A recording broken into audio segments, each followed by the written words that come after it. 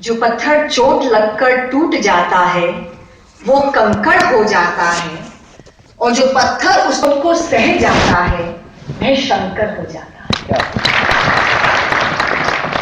कठिनाइयां आई, मुश्किलें आई, हम टूटे नहीं, झुके नहीं, आगे बढ़ते रहे और आज और सशक्त होकर हम उभरे हैं।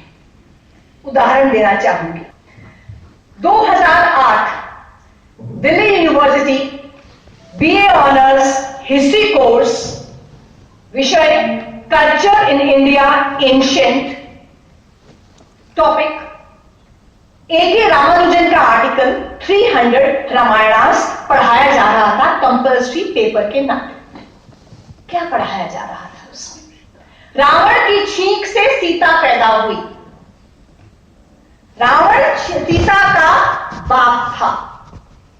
रावण ने 8 महीने का गर्भ धारण किया और 8वें महीने में नाक से सीता जी का जन्म हुआ। लक्ष्मण और सीता जी के अनैतिक संबंध थे और जिनको हम ब्रह्मचारी कहते हैं, ऐसे हनुमान रात को लंका के शयन कक्षों में विचरा करते थे। ये दिल्ली यूनिवर्सिटी में बीए ऑनर्स में कंपल्सरी पेपर पढ़ाया जा रहा था फ्रीडम ऑफ एक्सप्रेशन के नाम पर, कि एक रामायण नहीं है, 300 रामायण है। केस किया, दिल्ली हाई कोर्ट में केस आया। जज साहब ने कहा Hindu should be more tolerant, we can not intervene. Supreme court गए, chief justice K G. Balakrishna, no no no no no no, Hindus have to be more tolerant. हमने कहा ठीक है, हमें लिबर्टी दीजिए, हम वाइस चांसलर साहब को अपनी पिटीशन दे सकें। वाइस चांसलर साहब के पास बार बार जाना हुआ, उनसे बात हुई, अल्टीमेटली टीचर से बात हुई, एकेडमिक काउंसिल में रेजोल्यूशन पास करके इस कोर्स को बीए के कोर्स से हमने हटवा दिया।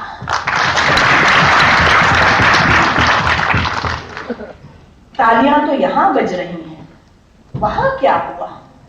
जैसा ही एक कोर्स हटा, दिल्ली यूनिवर्सिटी से लेकर न्यूयॉर्क टाइम्स से तक, आज तक एनडीटीवी, टाइम्स नाउ से लेकर फ्रेंच न्यूज़पेपर और बीबीसी तक जो हेडलाइंस छपी, सेक्युलराइजेशन ऑफ एजुकेशन, शिक्षा का भगवान, Talibanization of education, freedom of expression under threat in India, ये अभिव्यक्ति की स्वतंत्रता पर हमला है, ऐसी चारों ओर हेडलाइंस।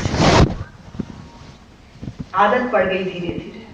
दूसरा केस, वेंडी डॉनिगर की किताब Hindus and alternative history, Chicago की प्रोफेसर, अच्छी प्रोफेसर, संस्कृत की ज्ञाता, उसने एक किताब लिखी। इस किताब को हिंदुइज्म की हायर स्टडीज में पढ़ा जाता है पूरे दुनिया में। इसमें इसने क्या लिखा? Mangal Pande was a drug addict.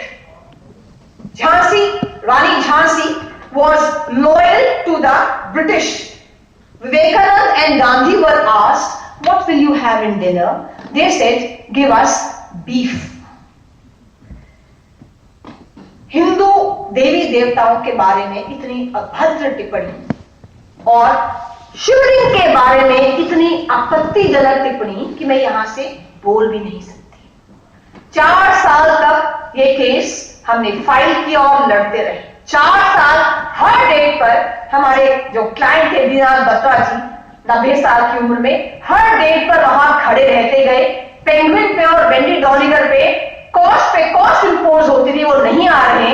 Ultimately हमने शिकागो में समन सर्व करवाए और जब क्रॉस एग्जामिनेशन का टाइम आया तो पेंगुइन ने हथियार डाल दिए 4 साल के बाद और कहा वी वांट टू कॉम्प्रोमाइज।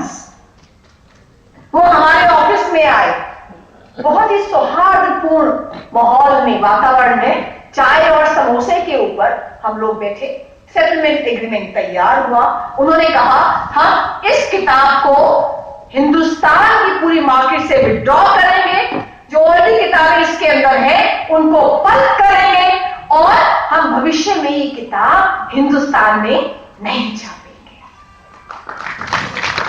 एक बहुत बड़ी उपलब्धि जिसकी गूंज दिल्ली से लेकर यूएसए तक सुनाई दी, वहां से भी फोन्स आए।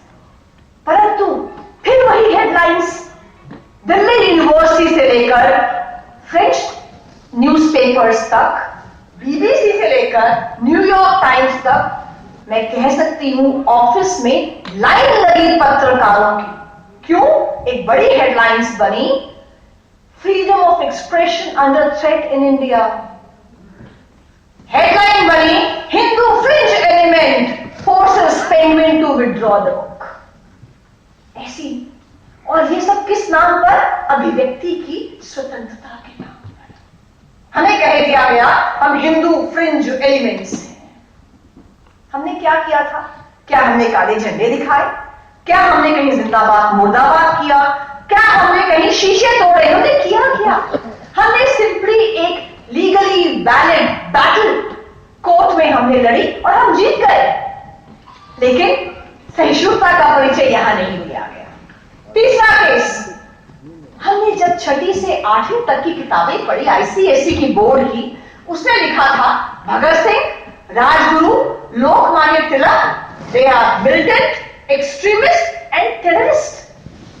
हमने कोर्ट में केस फाइल किया और वहां हमने जज साहब से पूछा कि जज साहब आप अपने पोते को क्या बताएंगे कि क्या 2 तरह के टेररिस्ट होते हैं?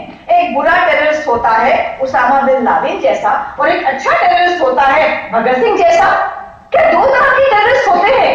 जज साहब को समझ आया, लेकिन एनसीईआरटी से क्या जवाब आया? No no no, these are people who are backward, who want to take the country back to the bullock cart age.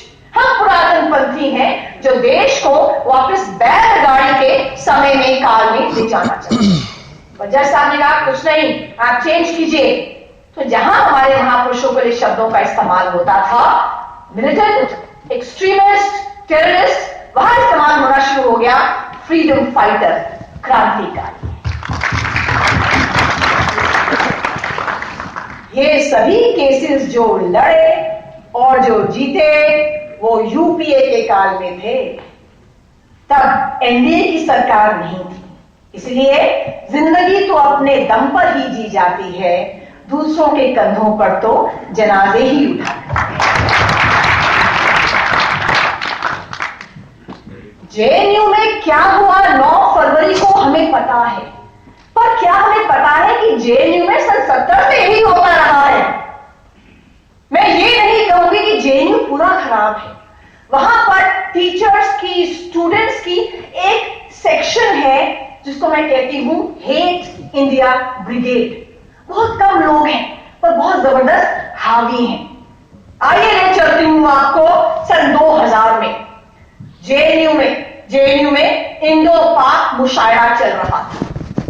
Pakistani कवि आए थे, शायर आए थे, अपनी शायरी कर रहे थे, और शायरी में ही धीरे धीरे जब समा बनता गया तो उन्होंने हिंदुस्तान और हिंदुस्तान की आर्मी को गाली देना शुरू कर दिया। They started abusing India and Indian army. संयोगवश वहां 2 शर्मा बंधु थे जो इंडियन आर्मी के जवान थे, छुट्टी पर दिल्ली आए थे और वहां जेएनयू में उपस्थित थे। उन्होंने ऑब्जेक्ट किया कि आप हिंदुस्तान को और हिंदुस्तान की आर्मी को गाली नहीं दे सकते। स्टूडेंट्स ने उनको मारना शुरू किया। उन्होंने कहा हम इंडियन आर्मी को बिलोंग करते हैं, हम सैनिक हैं, देखो हमारा आईडी कार्ड। उनको और मारा गया, और इतना मारा गया जब तक उन्होंने अपने जेब से, एक भाई ने पिस्तौल निकाल के हवा में फायरिंग नहीं की अपने बचाव के लिए। यह है सन 2000 की बात, 16 साल पहले की बात। उसके बाद आइए आप 2010 में जश्न मन रहा है जेएनयू में। किस कारण से जश्न मन रहा है जेएनयू में? मिठाइयां बांटी जा रही हैं, स्लोगन शाउटिंग हो रही है। क्या हुआ कि जो 76 सीआरपीएफ के जवान दंतेवाड़ा छत्तीसगढ़ में मारे गए हैं घेरकर नक्सलवादियों द्वारा, उनकी मौत का जश्न मन रहा है जेएनयू में। और यही जो पर्टिकुलर हेट इंडिया ब्रिगेड है, जिसमें कुछ स्टूडेंट्स और कुछ टीचर्स शामिल हैं, यही उसको बना रहे हैं। आइए आपको आगे ले चलती हूं। 22 अक्टूबर 2010 जेएनयू में जो रैलिंग पॉइंट है, चौक है, गंगा ढाबा, वहां पर पोस्टर्स लगे हुए, बसें खड़ी हुई हैं। डेमोक्रेटिक स्टूडेंट्स यूनियन और all India students association, DSU और ऐसा, इनकी ओर से बसें भरी जा रही हैं। कहां जाना है? एक नई दिल्ली में एक कन्वेंशन है, आजादी द ओनली वे, वहां इन सबको ले जाया जा रहा है। और क्या कन्वेंशन है, कौन है वहां पर? वहां अरुंधति रॉय है, वहां एस गिलानी है, वहां खालसा लीडर्स हैं, वहां नागा लीडर्स हैं, वहां नॉर्थ ईस्ट के लीडर्स हैं, वहां कश्मीरी सेपरेटिस्ट हैं। क्या कह रहे हैं वो कह रहे हैं कि कश्मीर को भूखे नंगे हिंदुस्तान से आजादी चाहिए। हर साल जेएनयू में जब पूरा देश नवरात्र मना रहा होता है, शक्ति की पूजा कर रहा होता है, यहां पर यही हेट इंडिया ब्रिगेड, जिसमें कुछ टीचर और कुछ स्टूडेंट्स शामिल हैं, ये महिषासुर बलिदान दिवस मना रहे होते हैं। ये दिखाते हैं कि जो गोरी चमड़ी की दुर्गा एक काले आदमी को मार रही है, दलित पर अत्याचार कर रही है, शोषण कर रही है, और कैसे आपत्तिजनक भाषा मां दुर्गा के लिए यहां पर इस्तेमाल होती है, मैं अपने मुख से कह भी नहीं सकती। किसके नाम पर? अभिव्यक्ति की स्वतंत्रता के नाम पर, freedom of expression, speech, debate and dissent के नाम पर। 2010 एक पॉर्न मूवी बनती है जेएनयू के हॉस्टल में। हाई रेजोल्यूशन कैमरा यूज होता है, हाई टेक इक्विपमेंट यूज होती है, और वो कमर्शियल पर्पस के लिए यूज की जाती है पॉर्न मूवी। एडमिनिस्ट्रेशन को ध्यान में आता है, इमीडिएटली एक नोटिस निकाला जाता है, henceforth the girls will not be allowed to enter the boys hostel। बवाल मच जाता है, यही स्टूडेंट्स प्रोटेस्ट करते हैं, हमारी अभिव्यक्ति की स्वतंत्रता पर आघात हो रहा है, हमारे मूवमेंट की स्वतंत्रता पर आघात हो रहा है, हमारे लिबरल एथोस पर आघात हो रहा है। इतना जबरदस्त प्रोटेस्ट कि एडमिनिस्ट्रेशन को वो सर्कुलर विड्रॉ करना पड़ता है। जेएनयू के यही hate India brigade, it has been daring the Indian state, challenging the Indian state, dare to touch us. लेकिन इस बार उनको ध्यान नहीं रहा कि एक राष्ट्रवादी सरकार केंद्र में थी, जिसने कहा we accept your challenge and dare to touch. अब गुस्सा ये है कि आपने हमें छू कैसे लिया? 60 साल तक तो हमने सत्ता में राज किया कांग्रेस के साथ, आपने हमें छू कैसे लिया? अब हुआ क्या 9 फरवरी को जेएनयू में, आप सबको मालूम है। और 9 फरवरी के पहले क्या हुआ? कौन से पोस्टर्स आए जेएनयू में? जेएनयू में जो पोस्टर्स लगे, उनकी पहली लाइन थी, against the Brahmanical collective conscience of society, protest march organized against the judicial killing of Afzal Guru, Maqbool Bhatt and in solidarity of Kashmiri people। यानी जो ब्राह्मणवाद के खिलाफ, उनकी सामूहिक आत्मा के खिलाफ हम प्रोटेस्ट मार्च निकाल रहे हैं। ये प्रोटेस्ट किसके देश में है? जो न्यायिक हत्या हुई है अफजल गुरु और मकबूल भट्ट की, उसके खिलाफ है, और जो जबरदस्ती हिंदुस्तान ने ऑक्यूपाई करके रखा हुआ है कश्मीर को, उसके खिलाफ है। परमिशन दे दी गई, अभिव्यक्ति की स्वतंत्रता है ना। तभी राष्ट्रवादी छात्र संगठन अखिल भारतीय विद्यार्थी परिषद ने बताया, जाकर पोस्टर दिखाया एडमिनिस्ट्रेशन को कि आपने दे के सिटीज एंटी इंडिया इवेंट के लिए परमिशन विड्रॉ कर दी गई। लेकिन उसके बावजूद 9 फरवरी को वहां ये अनलॉफुल असेंबली होल्ड की गई। इस अनलॉफुल असेंबली में क्या क्या नारे दिए गए, मैं एक बार बोलना चाहूंगी, तभी मैं बता पाऊंगी कि सेडिशन क्या होता है और फ्रीडम ऑफ एक्सप्रेशन क्या होता है, उसके साथ में राइडर्स क्या है। पहला स्लोगन, कश्मीर की आजादी तक जंग रहेगी, भारत तेरे टुकड़े होंगे इंशाअल्लाह। कश्मीर मांगे आजादी, हुर्रियत मांगे आजादी, अफजल हम शर्मिंदा हैं, तेरे कातिल अब तक जिंदा हैं। पाकिस्तान जिंदाबाद, कितने अफजल मारोगे, घर घर से अफजल निकलेगा। अफजल तुम्हारे अरमानों को हम मंजिल तक पहुंचाएंगे। पुलिस ने कन्हैया कुमार को पकड़ लिया। 3 दिन तक इंतजार किया। बाकी 2 लोग उमर खालिद और अनिवान कोर्ट में गए। हाई कोर्ट से डांट पड़ी, जाओ जाके सरेंडर करो। तब जाके उन्होंने दिल्ली पुलिस के सामने सरेंडर किया। और कहते हैं डॉक्टर्ड वीडियोस हैं। एक मीडिया ने कैंपेन चला रखा है, कुछ चैनल्स ने, डॉक्टर्ड वीडियोस हैं। आई एम सॉरी, जो प्रूफ इनके खिलाफ है, जो ट्रायल में दिखेगा, बेल का लॉ अलग होता है, मैं उस पर आऊंगी। जो ट्रायल में दिखेगा, इनके खिलाफ 7 वीडियोस में से 5 वीडियोस ऑथेंटिक हैं, ओरिजिनल हैं, सच्चे हैं। जो इंटरनल सिक्योरिटी कमेटी जेएनयू की थी, उसने कहा है कि ऐसी एंटी इंडिया गैदरिंग हुई है, एंटी नेशनल स्लोगन्स बोले गए हैं। प्रोक्टोरल कमेटी ने भी यही कहा है। कश्मीरी एलिमेंट्स यहां कैसे आए, कन्हैया ने बोला सिक्योरिटी को गेट पर, मैं स्टूडेंट्स यूनियन का प्रेसिडेंट बोल रहा हूं, इनको आने दो। पुलिस ने कहा वहां पर फॉरेन एलिमेंट्स भी मौजूद थे, इसलिए ऐसी एंटी नेशनल गैदरिंग हुई है, उसमें स्लोगन्स लगे हैं। और मैं आपको आज कह रही हूं, कन्हैया कुमार ने भी स्लोगन्स लगाए हैं, ये विटनेसेस हमारे पास हैं। अब ये कहते हैं हमने तो कुछ नहीं किया, हम तो केवल वहां पर मौजूद थे, हमने स्लोगन नहीं लगाया, हमने कुछ नहीं किया। तो मैं कहना चाहूंगी कि सूरज करता नहीं दोस्ती रात और अंगारों से, चांद करता नहीं दोस्ती तारों और अंधियारों से, शेर करते नहीं है मेल जंगल के सियारों से, और राष्ट्रभक्त करते नहीं दोस्ती राष्ट्र के गद्दारों से। तुम वहां पर थे तो तुमने रोका क्यों नहीं? तुम वहां पर थे तो तुमने इसका अपोज क्यों नहीं किया? तुम वहां से निकल क्यों नहीं गए? वहां तो अखिल भारतीय विद्यार्थी परिषद के लोग भी थे जो वहां बस के आगे लेट गए थे कि हम अपोज करते हैं इसको, इसलिए ये झूठ चलेगा नहीं। अब कुछ चैनल्स ये डिबेट कर रहे हैं और कंफ्यूजन फैला रहे हैं पूरे हिंदुस्तान में। क्या कंफ्यूजन?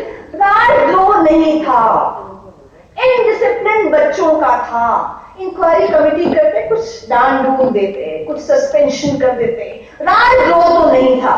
क्या परिभाषा देखी है सेडिशन की क्या है, राजद्रोह की क्या है? जी कहते हैं 1870 में ब्रिटिश गवर्नमेंट, ब्रिटिश साम्राज्य राजद्रोह इसलिए लेकर आया था 124A IPC कि उसने गांधी को, एनी बेसेंट को, लोकमान्य तिलक को जेल में डाल दिया। हिंदुस्तान के दमन के लिए लेकर आया था राजद्रोह का कानून। आज जाना चाहिए, लेकिन जो 1870 का कानून था वो 1962 में सुप्रीम कोर्ट ने कहा है बिल्कुल ठीक है ये कानून, और उसको एक्सपैंड कर दिया है इस कानून को। केदारनाथ सिंह की जजमेंट में, Kedarnath Singh versus state of Bihar, जो 7 जजेस की जजमेंट है सुप्रीम कोर्ट की। क्या है राष्ट्रद्रोह? ये ऑफिसेस में, चाय की दुकान पे, मीडिया हाउसेस में, शैक्षणिक संस्थानों में, हर जगह डिस्कस होता है। 124A IPC कहता है सेडिशन, राजद्रोह।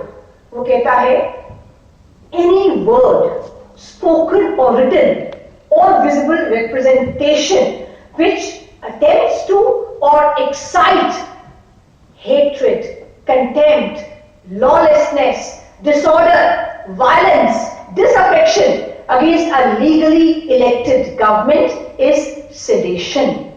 यानी कोई भी ऐसा आप वाक्य बोलते हैं या कार्य करते हैं जो एक लीगली इलेक्टेड गवर्नमेंट के अगेंस्ट में जाता है, उसके प्रति घृणा पैदा करता है, उसके खिलाफ हिंसा भड़काता है, वो राष्ट्रद्रोह, वो राजद्रोह है। केदारनाथ सिंह में सुप्रीम कोर्ट की जजमेंट ने कहा, 2 कदम आगे गए। वो कहते हैं केवल अटेम्प्ट ना हो हिंसा और द्वेष और घृणा भड़काने का, इसमें अगर किसी भी आपके शब्द में, किसी भी कार्य में इंटेंशन है, नियत है घृणा भड़काने की, हिंसा भड़काने की, इंटेंशन है या टेंडेंसी है हिंसा भड़काने की, वो भी राष्ट्रद्रोह है। ऐसे ही फ्रीडम ऑफ एक्सप्रेशन, जैसे बताया भी सर ने कि 1901 कहता है every citizen has a right to freedom of expression, पर 1902 आता है, वो कहता है subject to in the interest of unity, integrity, sovereignty of the country, public order, public morality. यानी 3 कंपोनेंट्स हैं फ्रीडम ऑफ एक्सप्रेशन के, अभिव्यक्ति की स्वतंत्रता के।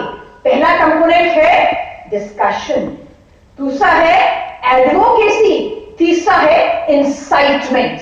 जब तक आप डिस्कस कर रहे हो चलेगा, जब तक आप एडवोकेट कर रहे हो वो भी। आपने घृणा भड़काई, जहां आपने हिंसा भड़काई, 19(2) आ जाएगा और ये अपराध बन जाएगा। अब मीडिया हाउसेस कहते हैं कुछ नहीं हुआ, नारे ही तो लगे।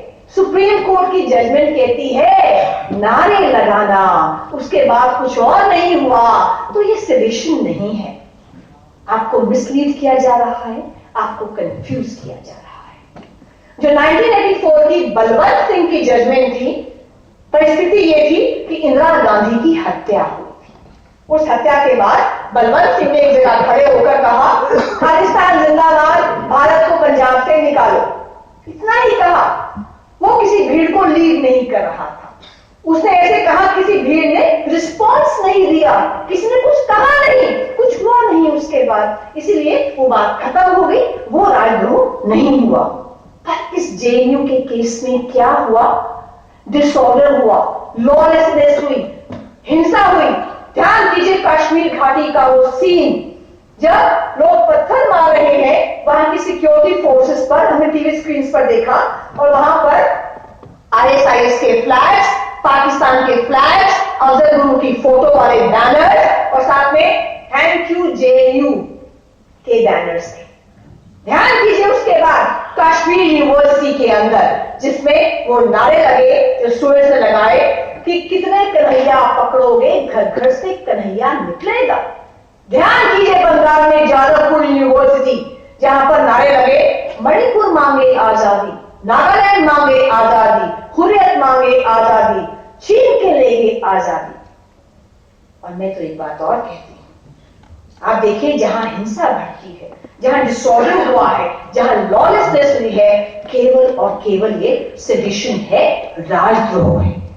और हम बात करते हैं freedom of speech and expression आता है यूरोप से। आप देखिए कितनी लिबरल सोसाइटीज हैं, कितनी वहां स्वतंत्रता है अभिव्यक्ति की। लेकिन क्या आप लोगों ने 9/11 के बाद या फ्रांस में आत्मघाती हमले के बाद वो नारे सुने? मैंने तो नहीं सुने कि न्यू जर्सी मांगे आजादी, न्यूयॉर्क मांगे आजादी, ओसामा तेरे अरमानों को मंजिल तक पहुंचाएंगे, यूएसए तेरे टुकड़े होंगे इंशाअल्लाह। किसी ने सुना है? मैंने तो नहीं सुना। वहां पर कोई बोल भी नहीं सकता। पर हां, मैंने पंपोर का कश्मीर का वो एनकाउंटर देखा। अगर आप लोगों को याद हो, सिक्योरिटी फोर्सेस वहां जो आतंकवादी बिल्डिंग के अंदर थे उनसे लड़ रही थी।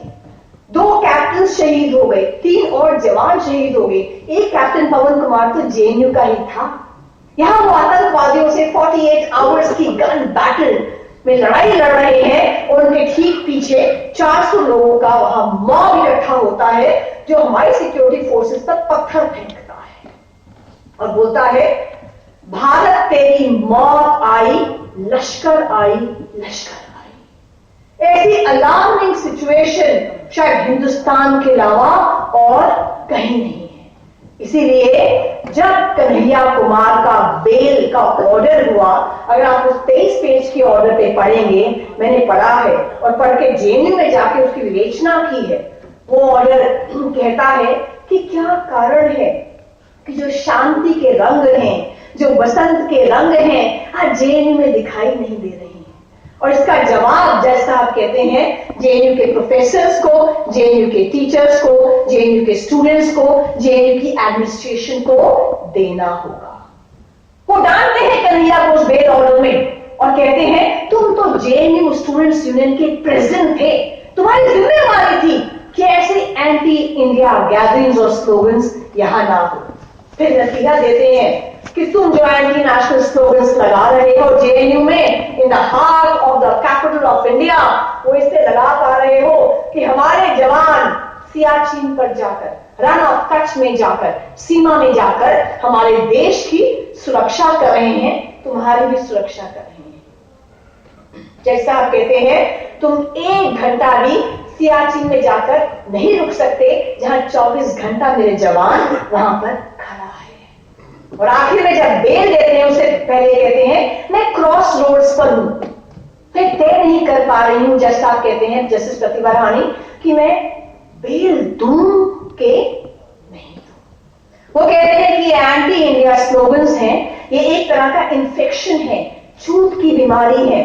और किसी भी इन्फेक्शन का जो इलाज होता है, फर्स्ट लाइन ऑफ ट्रीटमेंट जो होती है उसमें एंटीबायोटिक्स दी जाती है, जो सेकेंड लाइन ऑफ ट्रीटमेंट होती है उसमें और दवाइयां दी जाती हैं, नहीं होता तो सर्जरी की जाती है। और अगर पैर में हाथ में गैंग्रीन हो जाए तो उस हाथ पैर को काटना पड़ता है।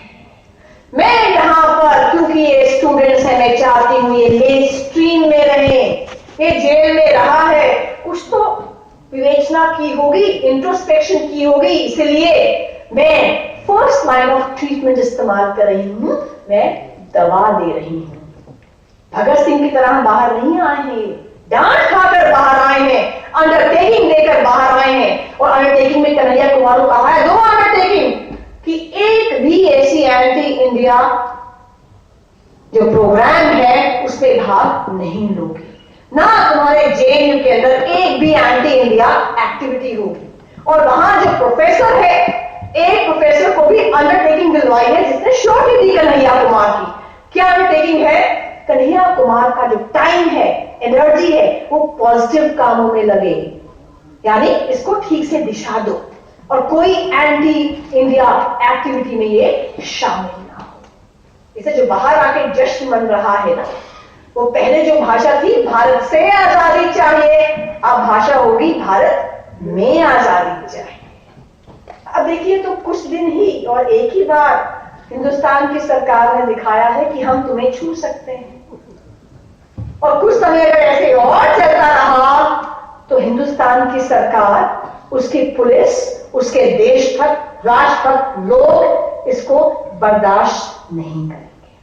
अब हम क्या कर सकते हैं इसमें? मुझे हमेशा ध्यान आता है, मैंने सुना बड़ों से, कि जब राम सेतु बन रहा था वहां स्वयं नल नील हनुमान स्वयं श्री राम मौजूद थे, तो एक छोटी सी गिलहरी पानी में डुबकी लगाती, फिर रेत पर आती, अपने शरीर पर रेत लगाती, फिर पानी में डुबकी लगाती। तो लोगों ने कहा गिलहरी पगला गई हो क्या, क्या कर रही हो?